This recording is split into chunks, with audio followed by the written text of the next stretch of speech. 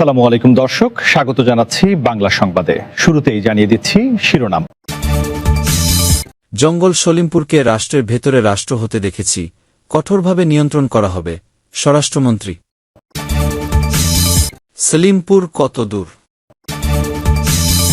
জঙ্গল সলিমপুরের সন্ত্রাসীদের নির্মূল করা হবে, স্বরাষ্ট্রমন্ত্রী। চট্টগ্রামের জঙ্গল সলিমপুরে সন্ত্রাসীরা পুরনো অবস্থান ধরে রাখতে চাইছে।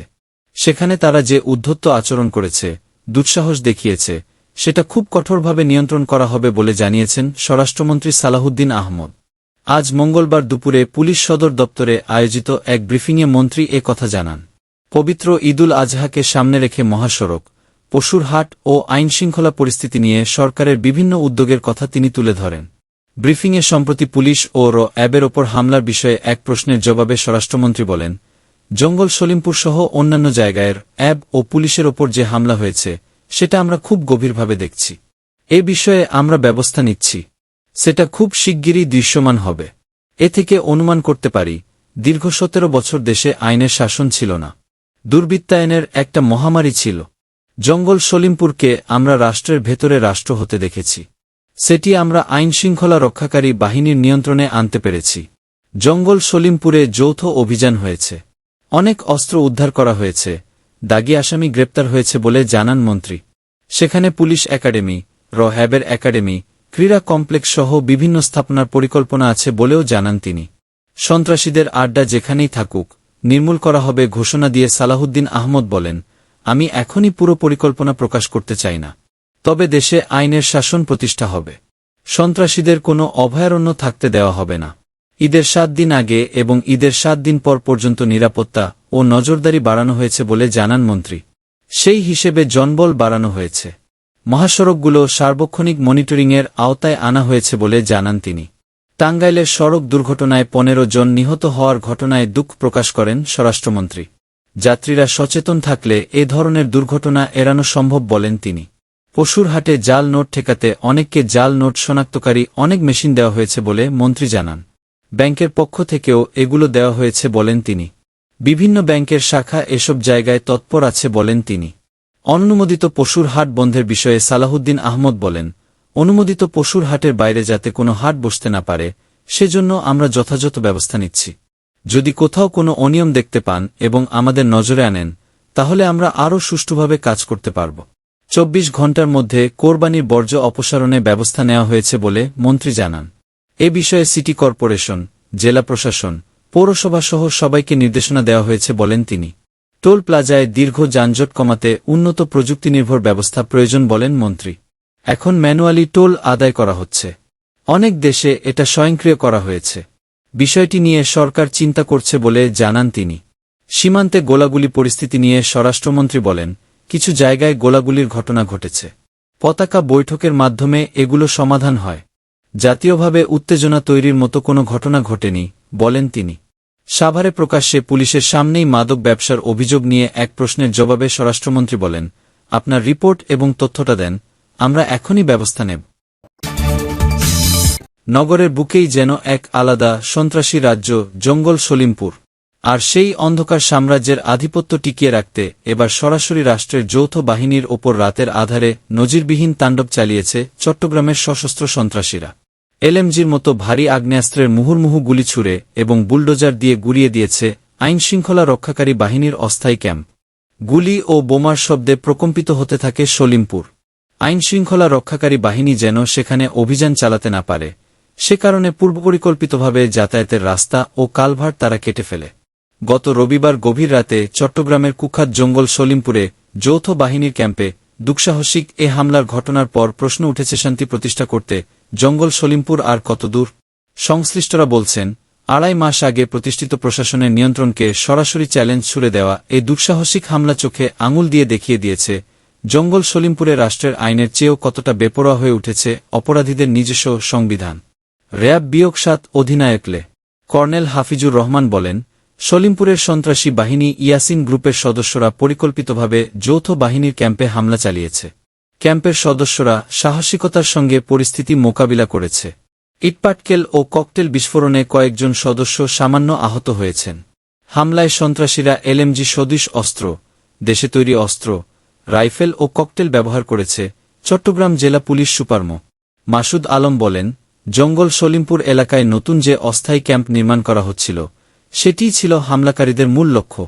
সেখানে যাতে আইনশৃঙ্খলা বাহিনী স্থায়ীভাবে অবস্থান নিতে না পারে সে উদ্দেশ্যেই হামলা চালানো হয়েছে। বর্তমানে পরিস্থিতি পুরোপুরি প্রশাসনের নিয়ন্ত্রণে রয়েছে। প্রশাসন ও স্থানীয় একাধিক সূত্র জানায়, জঙ্গল সলিমপুর ও আলীনগর এলাকার পাহাড় খেকো এবং শীর্ষ সন্ত্রাসীদের নির্মূলে গত কয়েক সপ্তাহ ধরে যৌথ বাহিনীর বিশেষ দল অবস্থান করছিল। দুর্গম পাহাড়ের ভিতরে একটি অস্থায়ী ক্যাম্প তৈরি করে তাদের কার্যক্রম চলছিল। রবিবার গভীর রাতে হঠাৎ করেই 200 থেকে 300 জনের একটি সশস্ত্র দল ক্যাম্পটি ঘিরে ফেলে। তারা 3টি ভাগে বিভক্ত হয়ে আধুনিক আগ্নেয়াস্ত্র ও দেশি অস্ত্র নিয়ে ক্যাম্পের দিকে অগ্রসর হয়। পাহাড়ের ওপরের দিক থেকে সন্ত্রাসীরা প্রথমে বেশ কয়েকটি ককটেলের বিস্ফোরণ ঘটায় এবং এরপরই ক্যাম্প লক্ষ্য করে এলোপাতাড়ি গুলিবর্ষণ শুরু করে। পাহারারত সদস্যরা তাৎক্ষণিকভাবে সতর্ক হয়ে পাল্টা গুলি চালান। শুরু হয় তুমুল বন্দুকযুদ্ধ।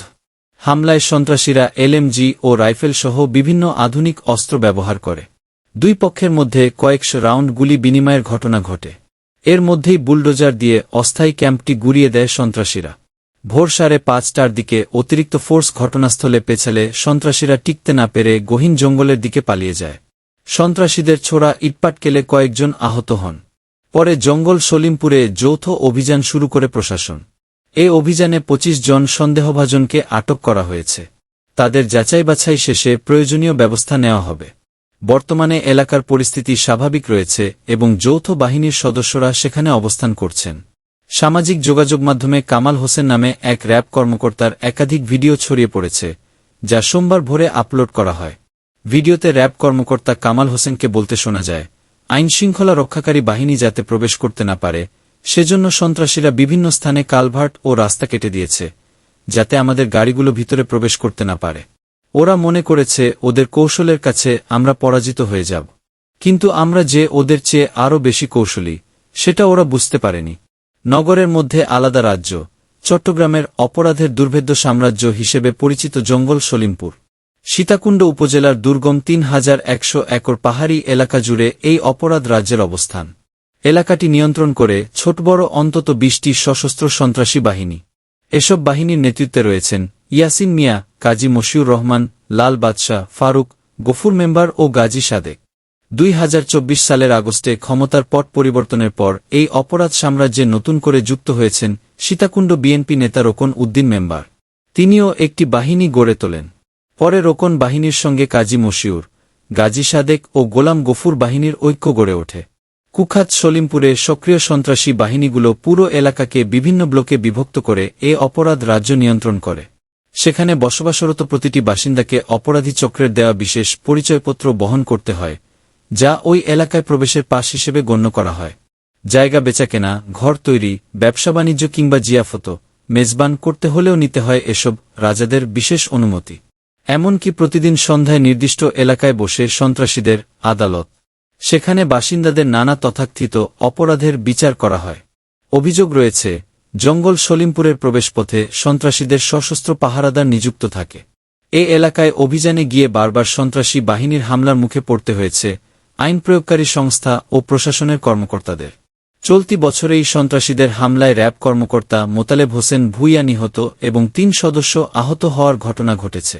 এরপর গত 9 মার্চ আইন প্রয়োগকারী সংস্থার সদস্যরা যৌথ অভিযান চালিয়ে সলিমপুরের নিয়ন্ত্রণ নেন এবং সেখানে যৌথ বাহিনীর ক্যাম্প স্থাপন করা হয়। এই এলাকায় সরকারের স্মার্ট হাব তৈরির পরিকল্পনা রয়েছে। সলিমপুরের কিছু অংশে নিয়ন্ত্রণ প্রতিষ্ঠার 2.5 মাসের মাথায় যৌথ বাহিনীর ক্যাম্পকে লক্ষ্য করে হামলা চালাল সন্ত্রাসীরা। বুলডোজার দিয়ে গুড়িয়ে দিল যৌথ বাহিনীর ক্যাম্প। চট্টগ্রামের জঙ্গল সলিমপুরের অ্যাপ ক্যাম্পে হামলার ঘটনায় জড়িতদের বিরুদ্ধে কঠোর ব্যবস্থা নেওয়ার হুঁশিয়ারি দিয়েছেন স্বরাষ্ট্রমন্ত্রী সালাহুদ্দিন আহমদ। তিনি বলেন, সেখানে তারা যে উদ্ধত্ত আচরণ করেছে, দুঃসাহস দেখিয়েছে, সেটা খুব কঠোরভাবে নিয়ন্ত্রণ করা হবে। আজ মঙ্গলবার দুপুরে পুলিশ সদর দপ্তরে সাংবাদিকদের সঙ্গে আলাপকালে স্বরাষ্ট্রমন্ত্রী এ মন্তব্য করেন। তিনি আরও বলেন, জঙ্গল সলিমপুর সহ অন্যান্য জায়গায় অ্যাব ও পুলিশের ওপর যে হামলা হয়েছে সেটা আমরা খুব গভীরভাবে দেখছি। এ বিষয়ে আমরা ব্যবস্থা নিচ্ছি। সেটা খুব শিগগিরই দৃশ্যমান হবে। এ থেকে অনুমান করতে পারি, দীর্ঘ 17 বছর দেশে আইনের শাসন ছিল না।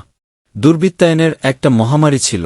জঙ্গল সলিমপুরের অতীত পরিস্থিতির কথা উল্লেখ করে স্বরাষ্ট্রমন্ত্রী বলেন, জঙ্গল সলিমপুরকে আমরা রাষ্ট্রের ভেতরে রাষ্ট্র হতে দেখেছি। সেটি আমরা আইনশৃঙ্খলা রক্ষাকারী বাহিনীর নিয়ন্ত্রণে আনতে পেরেছি। যৌথ অভিযানে অনেক অস্ত্র উদ্ধার করা হয়েছে, দাগী আসামি গ্রেপ্তার হয়েছে। সেখানে পুলিশ একাডেমি, র্যাবের একাডেমি, ক্রীড়া কমপ্লেক্স সহ বিভিন্ন স্থাপনার পরিকল্পনা আছে বলেও জানান তিনি। অপরাধী চক্র আবারও সেখানে নিজেদের আধিপত্য প্রতিষ্ঠার চেষ্টা করছে উল্লেখ করে মন্ত্রী বলেন, সন্ত্রাসীদের আড্ডা যেখানেই থাকুক নির্মূল করা হবে। আমি এখনই পুরো পরিকল্পনা প্রকাশ করতে চাই না, তবে দেশে আইনের শাসন প্রতিষ্ঠা হবে। সন্ত্রাসীদের কোনো অভয়ারণ্য থাকতে দেওয়া হবে না। আসন্ন ঈদুল আজহার নিরাপত্তা প্রস্তুতি নিয়ে স্বরাষ্ট্রমন্ত্রী জানান, উৎসবকে কেন্দ্র করে পুলিশ সদর দপ্তরের কেন্দ্রীয় মনিটরিং ব্যবস্থা আরও জোরদার করা হয়েছে। ঈদের আগের 7 দিন থেকে পরের 7 দিন পর্যন্ত এই বিশেষ নজরদারি সেল সক্রিয় থাকবে। মহাসড়কগুলোতে দিনরাত 24 ঘণ্টা নজরদারির জন্য অতিরিক্ত জনবল মোতায়েন করা হয়েছে। তিনি আরও জানান, পশুরহাট, এক্সপ্রেসওয়ে এবং যমুনা ও পদ্মা সেতুসহ বড় বড় সেতুগুলোতে বিশেষ নজরদারি থাকবে। দেশজুড়ে সিসিটিভি ক্যামেরার পাশাপাশি যেসব এলাকায় স্থায়ী ক্যামেরা নেই, সেখানে দায়িত্বরত পুলিশ সদস্যদের বডি ওড়না, শরীরে পরিহিত ক্যামেরা ব্যবহার করা হবে। সড়ক নিরাপত্তা প্রসঙ্গে মন্ত্রী বলেন, বিগত বছরগুলোর তুলনায় সামগ্রিকভাবে সড়ক দুর্ঘটনা কমেছে, তবে সাম্প্রতিক কিছু দুর্ঘটনা অসাবধানতার কারণে ঘটেছে। টোল প্লাজাগুলোতে যানজট প্রসঙ্গে তিনি আধুনিক প্রযুক্তির প্রয়োজনীয়তার ওপর জোর দিয়ে বলেন, এখন ম্যানুয়ালি টোল আদায় করা হচ্ছে। অনেক দেশে এটা স্বয়ংক্রিয় করা হয়েছে। বিষয়টি নিয়ে সরকার চিন্তা করছে। পশুর হাটগুলোতে জাল নোটের ব্যবহার রোধে বাংলাদেশ ব্যাংকসহ অন্যান্য ব্যাংকের মাধ্যমে জাল নোট শনাক্তকরণ মেশিন বসানো হচ্ছে জানিয়ে মন্ত্রী বলেন, মিরপুরে মেট্রোরেল লাইনের নিচে অবৈধ পশুর হাট বসানোর চেষ্টার মতো যেকোনো ধরনের অবৈধ হাট কঠোরভাবে বন্ধ করা হচ্ছে। ঈদুল আজহার বর্জ্য ব্যবস্থাপনা নিয়ে স্বরাষ্ট্রমন্ত্রী বলেন, কোরবানি সম্পন্ন হওয়ার 24 ঘণ্টার মধ্যে যেন সব বর্জ্য অপসারণ করা হয়, সে বিষয়ে সিটি কর্পোরেশন, জেলা প্রশাসন ও পৌরসভাগুলোকে স্পষ্ট নির্দেশনা দেওয়া হয়েছে। ঈদের দ্বিতীয় ও তৃতীয় দিনেও যারা কোরবানি দেবেন, তাদের জন্য বিশেষ পরিচ্ছন্নতা ব্যবস্থা সচল থাকবে।